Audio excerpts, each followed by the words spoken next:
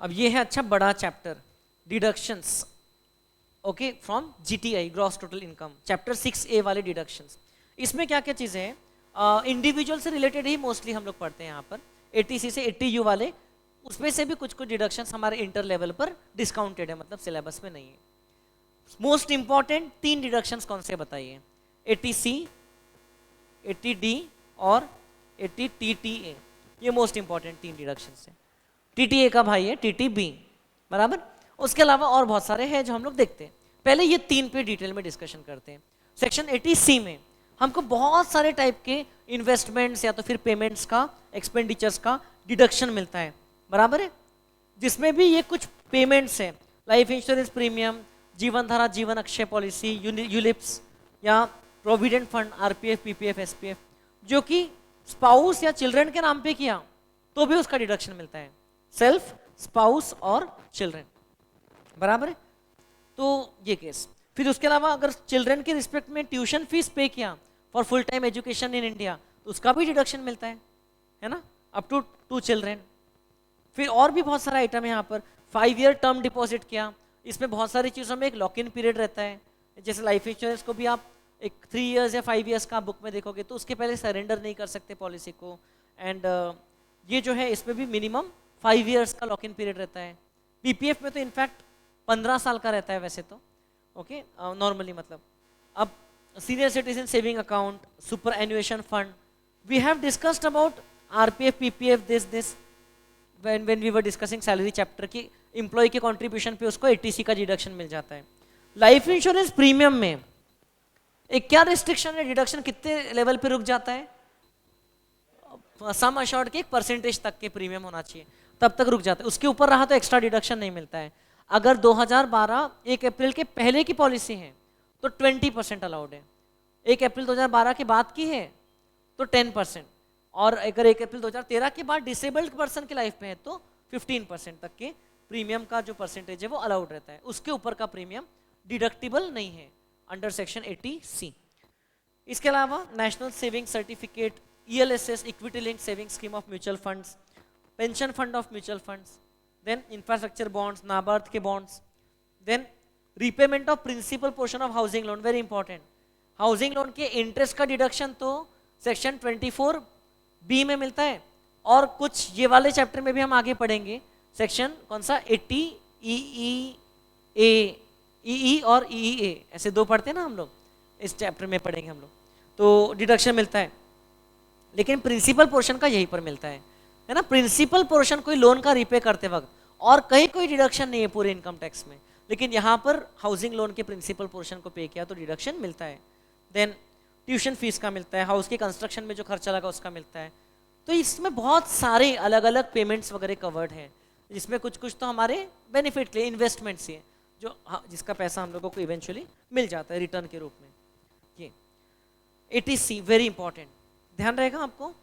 Even NSC के अंदर में इंटरेस्ट अक्रू भी होता है ना, तो वो आपके अकाउंट में ऐड हो गया तो उसका भी डिडक्शन मिल जाता है, पहले वो इनकम में ऐड हो जाता है, बाद में उसका डिडक्शन मिल जाता है ऐसा। देन सेक्शन 80 TTA देखते हैं, आपको वैसे पता ही होना चाहिए, इंडिविजुअल HUF जो कि रेसिडेंट क्या नहीं है, जो कि सीनियर सिटीजन नहीं है, उनके लिए 80 TTA है, और जो रेसिडेंट सीनियर सिटीजन है उनके लिए 80 TTB है।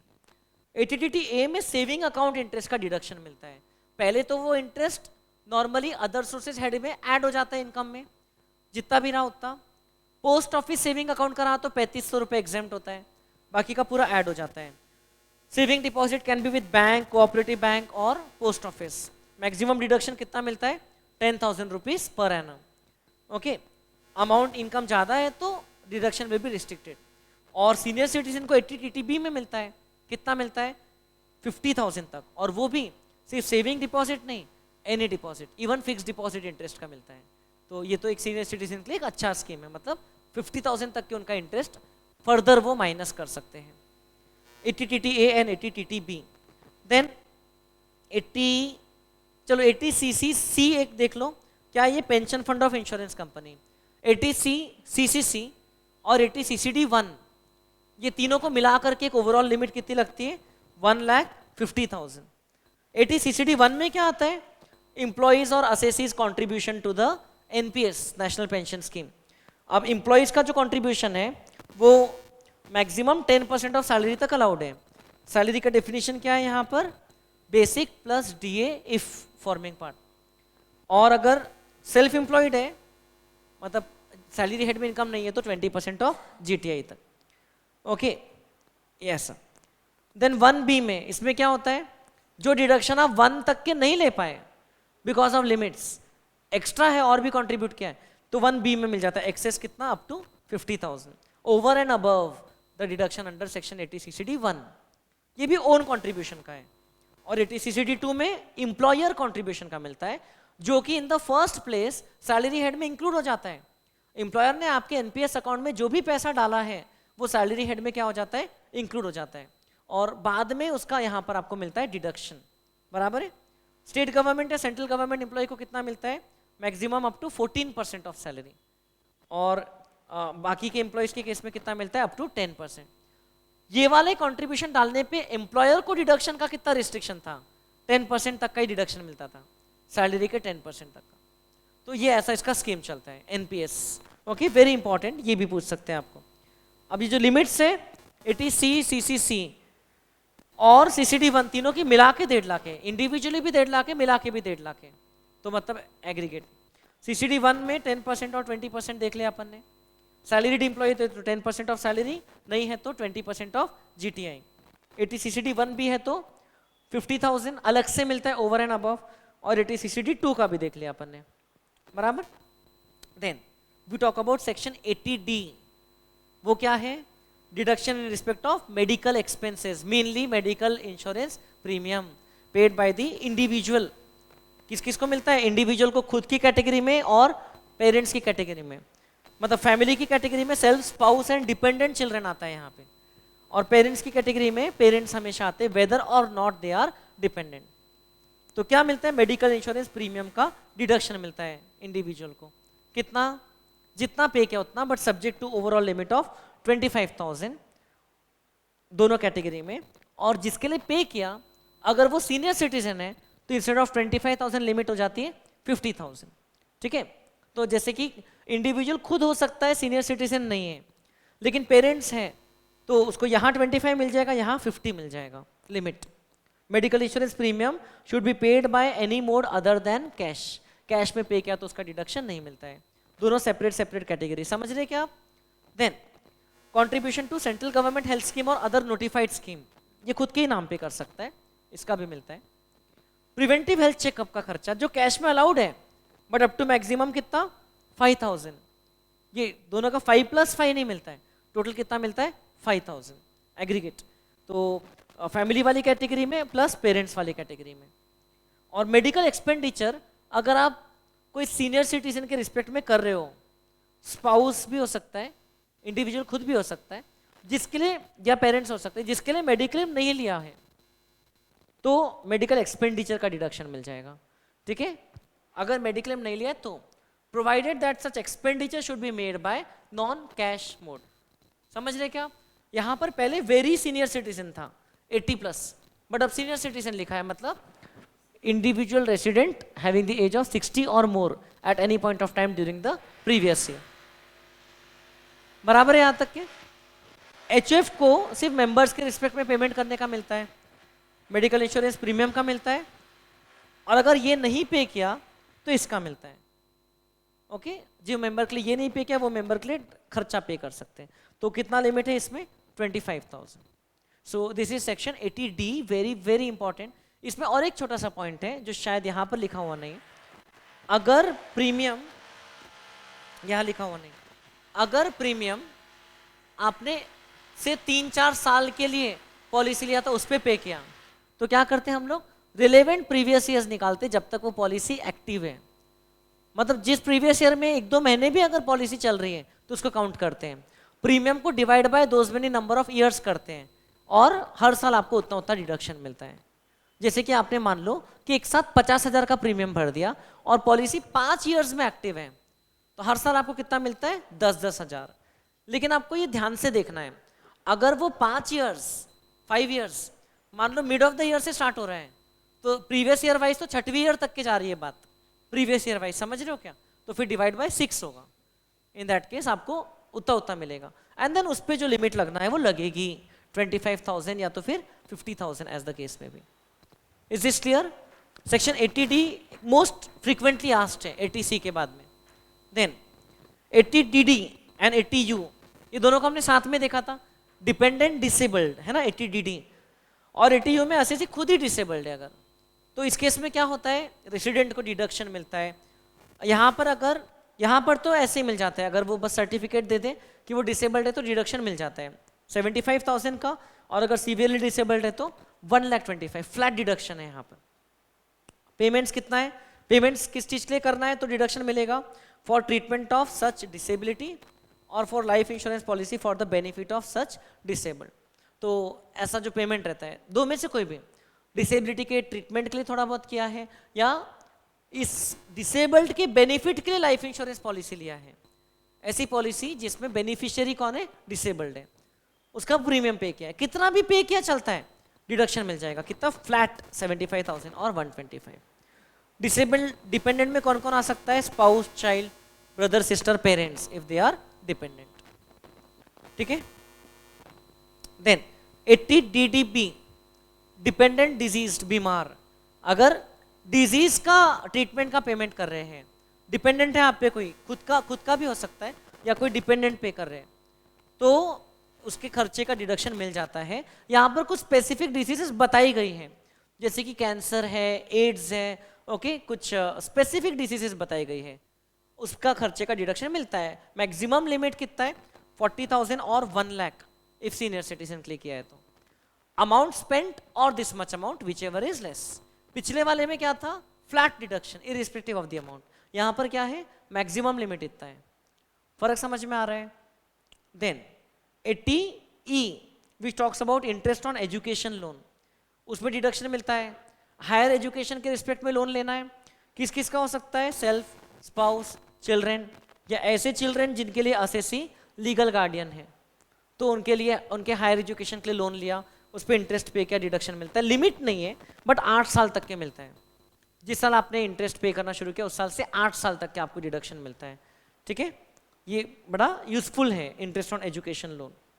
देन 80EE एंड 80EA दोनों हाउसिंग लोन वाले हैं, दोनों में से कोई एक एप्लीकेबल रहेगा अगर रहेगा अभी तो, क्योंकि ये वाला हाउस, इसका लोन सैंक्शन हुआ था 2016-17 में, इसका लोन सैंक्शन हुआ है 2019 से 2022 के बीच में, ये 3 साल में कभी, ओके। तो ऑलरेडी आप सेल्फ ऑक्यूपाइड प्रॉपर्टी अगर रही तो 2 लाख तक की डिडक्शन तो कहाँ ले लेते हो, 24B में। उसके ऊपर और लेना चाहते हो, इंटरेस्ट उससे भी ज्यादा है आपका, तो आप यहाँ ले सकते हो। Property should be self occupied, क्योंकि अगर लेट आउट है तो फिर तो अनलिमिटेड डिडक्शन इंटरेस्ट का वहां मिल चुका है, समझ रहे कि नहीं, हाउस प्रॉपर्टी हेड में, तो यहाँ पर मिलता है। लोन अमाउंट यहाँ पर 35 लाख से कम होना चाहिए, ये वाला जो पहले का जो था, और value of residential property 50 lakh से कम होना चाहिए, ज्यादा नहीं होना चाहिए, और असेसी ने और कोई हाउस ओन नहीं करना है सैंक्शन के दिन, तो उसका पहला घर है तो उसको 50,000 तक के इसमें डिडक्शन मिल जाता है। और जो रिसेंटली आया था उसमें क्या है, stamp duty value of the house should not be more than 45 lakh, तो उसको एक्स्ट्रा कितना मिल जाता है, वो 2 लाख के ऊपर 1.5 लाख का और यहाँ पे डिडक्शन मिल जाता है, 80EEA, ठीक है। और प्रिंसिपल पोर्शन का इधर नहीं मिलता है, प्रिंसिपल पोर्शन का 80C में मिलता है, समझ में आ रहा है क्या। देन 80EEB इलेक्ट्रिक व्हीकल के परचेस के लिए जो काम की चीजें वो मैंने आपको लिख दिया यहाँ पर, क्या, loan should be sanction between this date, ये डेट मतलब बस अभी आ ही रही है, इसके बाद में इलेक्ट्रिक में भी उसको एक्सटेंड शायद नहीं किया है, न्यू फाइनेंस एक्ट में करेंगे तो करेंगे, शायद नहीं किया एक्सटेंड, तो ये 4 साल के अंदर आपने इलेक्ट्रिक व्हीकल के लिए लोन लिया है, उसके इंटरेस्ट का 1.5 लाख रुपए का डिडक्शन आपको मिल जाएगा। बट हाँ, अगर वो इलेक्ट्रिक व्हीकल बिजनेस पर्पस ले लिया था तो फिर तो आपको ऑलरेडी पीजीबीपी हेड में इंटरेस्ट का डिडक्शन मिल रहा है, अगर आपने पर्सनल पर्पस ले लिया है तो इस डिडक्शन की बात यहां पर हो रही है। Are you understanding this? Then there were these deductions, section 80G जो हम पढ़ेंगे, देन ये तीनों सेक्शन पढ़ लो। तो 80GGA payment in respect of section कौन सा था, रूरल पॉवर्टी इरेडिकेशन फंड या रूरल डेवलपमेंट फंड को आपने डोनेशंस दिया, या साइंटिफिक रिसर्च एसोसिएशन को डोनेशन दिया, और आप बिजनेस प्रोफेशन हेड में कवर्ड नहीं हो, तो आपको यहाँ डिडक्शन मिल जाता है। ओके 80 जीजी है, नॉट वेरी इंपॉर्टेंट सेक्शन, उतना फ्रिक्वेंटली नहीं पूछते। Cash payment in excess of 2000 is not allowed. और 80 GGB and 80 GGC, GGB Indian company को मिलता है, किसको डोनेशन देने पर? पॉलिटिकल पार्टीज को, कैश में नहीं दे सकते। और 80 जीजीसी बाकी लोगों को मिलता है। ओके डोनेशन देने पर उनको डिडक्शन मिल जाता है, बराबर। अब 80 जी और 80 जीजी ये देखना है डिटेल में। 80 जी में क्या लिखा हुआ है कि अगर डोनेशन जो है वो काइंड में दिया तो डिडक्शन नहीं मिलेगा, मॉनिटरी फॉर्म में दिया तो डिडक्शन मिलेगा, वो भी कैश इन एक्सेस ऑफ 2000 दिया तो डिडक्शन उस पोर्शन का नहीं मिलेगा, बराबर। अब इसमें 4 कैटेगरी है डोनेशंस के 80 जी के अंदर में। पहला कैटेगरी है prime minister's national relief fund, PM cares fund, okay. Then Swachh Bharat Kosh, clean Ganga fund, national children's fund, national fund for control of drug abuse वगैरह, जो नेशनल लेवल के इंपॉर्टेंट फंड्स हैं, उसमें 100% डोनेशन का डिडक्शन मिल जाता है विदाउट एनी क्वालिफाइंग लिमिट, बराबर। और ये जो गांधी नेहरू फैमिली के कुछ फंड्स हैं, इसमें कितना मिल जाता है? सीधा 50%। Rajiv Gandhi foundation, Indira Gandhi memorial trust, Jawaharlal Nehru fund, prime minister drought relief fund, उसमें कितना है? 50%। और आपको डोनेशंस पर बाकी केसेस में नॉर्मली आपके एडजस्टेड टोटल इनकम का 10% का लिमिट लगाया जाता है। Donations have to be restricted to 10% of adjusted total income. ऐसा रिस्ट्रिक्शन पॉलिटिकल पार्टी को जो डोनेशन देते हैं उसमें नहीं है, यहां पर है, ठीक है। अब आपका जो एडजस्टेड टोटल इनकम है वो कैसे निकालते हैं हम लोग? उसमें क्या क्या हटाते हैं?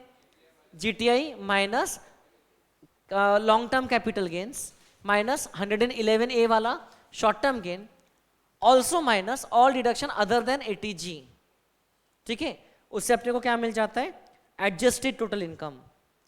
फिर वो एडजस्टेड टोटल इनकम जो है उसका हम 10% लेते हैं। अगर हमारा डोनेशन उससे ज़्यादा है तो हम लोग क्या करते हैं? डोनेशन को रिस्ट्रिक्ट करते हैं। फिर उस पर पहले 100% वाला है तो 100% लगाते हैं, और जो बचा हुआ 50% वाला है तो उसमें 50% लगाते हैं। तो जो जनरली कोई भी अप्रूव चैरिटेबल इंस्टीट्यूशन वगैरह रहता है, जैसे कि मैंने आपको एग्जांपल्स बताए थे क्लास में भी, है ना, जैसे कोई फाउंडेशन है, एनजीओ है जिसने अप्रूवल लिया है, तो उस केस में 50% डिडक्शन मिलता है। आई मीन क्वालिफाइंग लिमिट लगती है डोनेशन पे, फिर जितना डोनेशन किया उसका 50% डिडक्शन मिलता है, ठीक है, डोनेशन अमाउंट का। और ये जो लिमिट है 80 जीजी वाली, ये इधर में भी काम में आती है, सॉरी जो एडजस्टेड टोटल इनकम इधर में भी काम में आता है 80 जीजी में, जहां पर असेसी एचआरए रिसीव नहीं कर रहा है और कोई रेसिडेंशियल प्रॉपर्टी ओन नहीं करता है, तो रेंट पे करता है बेचारा, तो उसको रेंट का डिडक्शन मिलता है कितना?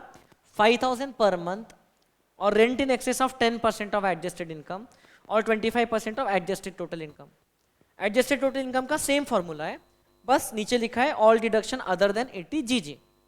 बाकी तो LTCG हटा दो, 11A हटा दो, और बाकी तो रख लो। तो स्ट्रेंज बात यह है कि यहाँ पर हम लोग कैजुअल विनिंग को नहीं हटा रहे हैं। वैसे तो कैजुअल विनिंग में से डिडक्शन नहीं मिलता है, बट ये लिमिट के पर्पस लिए कैजुअल विनिंग को रखा है। तो these deductions will not be available from that portion of GTI which comprises of casual winnings और LTCG ऑफ एनी टाइप और STCG अंडर सेक्शन 111A। उसमें से ये कोई भी डिडक्शन 80C से 80U वाले नहीं मिलते हैं, बराबर है। देन और एक कौन सा आइटम है? दो तो ये है बड़े सिंपल, कॉपीराइट की रॉयल्टी और पेटेंट्स वाली रॉयल्टी। इसमें डिडक्शन कितना मिलता है? 100% ऑफ इनकम और ₹3 lakh, which ever is less. बस कॉपीराइट्स के केस में क्या बोला है? रॉयल्टी अगर 15% से भी ज्यादा मिल रही है ऑथर्स को, तो एक्सेस वाला पोर्शन डिडक्शन के लिए क्वालिफाई नहीं होगा। मैक्सिमम रॉयल्टी कितना चलेगा? 15% of the printed price, okay, अगर इस तरीके से मिल रही है तो। ये एक था। एंड देन लास्टली हम लोग ने देखा था 80 JJAA फॉर दोज पर्संस जो कि बिजनेस प्रोफेशन हेड में इनकम कमा रहे हैं एंड टैक्स ऑडिट एप्लीकेबल है उनको, मतलब उनका टर्नओवर 1 करोड़ से ज़्यादा है टैक्स ऑडिट का लिमिट, और वो लोग एडिशनल एम्प्लॉयज़ को हायर कर रहे हैं। तो क्या होता है इन केस में? इन दैट केस क्या होता है? 30% ऑफ एडिशनल एम्प्लॉय कॉस्ट का उनको डिडक्शन मिलता है over and above salary deduction जो PGBP हेड में मिल चुका है, बराबर है। तो एडिशनल एम्प्लॉय कॉस्ट क्या होती है? जो भी एक्स्ट्रा सैलरी वगैरह दिया, इमोल्यूमेंट वगैरह, बट उसमें क्या क्या एक्सक्लूड होता है? रिटायरमेंट बेनिफिट एक्सक्लूड होता है, और RPF contribution of employer exclude होता है, उसका नहीं मिलता। और एडिशनल कॉस्ट को नील कब लेते हैं? जब एम्प्लॉयज का नंबर बढ़ा नहीं है नेट, आपने कुछ एम्प्लॉयज को हायर तो किया लेकिन कुछ और एम्प्लॉयज को फायर किया, तो नेट बढ़ा नहीं है। या अगर पेमेंट आप अदर देन प्रिस्क्राइब मोड कर रहे हो तो वो पेमेंट पे आपको डिडक्शन ये वाला नहीं मिलेगा। फर्दर कौन से एम्प्लॉयज इसमें एलिजिबल हैं? तो ऑल एम्प्लॉयज अदर देन जिनका इमोल्यूमेंट 25,000 से ज़्यादा है मंथली पेमेंट, ठीक है। जो आरपीएफ में पार्टिसिपेट नहीं करते हैं उनको उनके रिस्पेक्ट में नहीं मिलेगा, या जिनका पेंशन फंड का कंट्रीब्यूशन गवर्नमेंट करती है, या जिनका एम्प्लॉयमेंट उस प्रीवियस ईयर में 240 डेज से कम के लिए किया गया है। और कुछ स्पेशल बिजनेसेस में कितना बोला है? 150 डेज से कम के लिए, है ना। तो मतलब मिनिमम 240 या 150 डेज के लिए एम्प्लॉय करना चाहिए। एपरल, लेदर या फुटवेयर बिजनेस में कितना है? 150 डेज है, ठीक है। अब अगर मान लो आप साल के से आखिरी के 3 महीने पहले ही एम्प्लॉय को हायर कर रहे हो तो 240 या 150 नहीं होने वाला, तो वो साल को काउंट ही नहीं करते। फिर नेक्स्ट ईयर स्टार्टिंग से वो एम्प्लॉय है तो नेक्स्ट ईयर उस एम्प्लॉय के लिए फर्स्ट ईयर मानते, और first year, second year, third year, first 3 years तब जब तक कि वो न्यू एम्प्लॉय आपके पास है उसकी सैलरी का 30% आपको डिडक्शन मिल जाता है। ये सब है, ये वाला पार्ट ध्यान रखना है क्योंकि इसके बेसिस पे कुछ रिजेक्शंस हो जाएंगे। सैलरी अगर 25,000 से ज़्यादा है तो वो एम्प्लॉय रिजेक्ट हो जाएगा, मतलब उसका फर्दर डिडक्शन नहीं मिलेगा। नॉर्मल डिडक्शन सैलरी का तो मिलेगा ही मिलेगा, समझ रहे हो क्या? That was 80 JJAA। Now tell me whether I have skipped any section in this whole chapter और have we covered all the sections? Okay, पूरा इंडेक्स में देख लो, आपको मिल जाएगा, है ना। वैसे तो पूरे सेक्शंस कवर्ड है।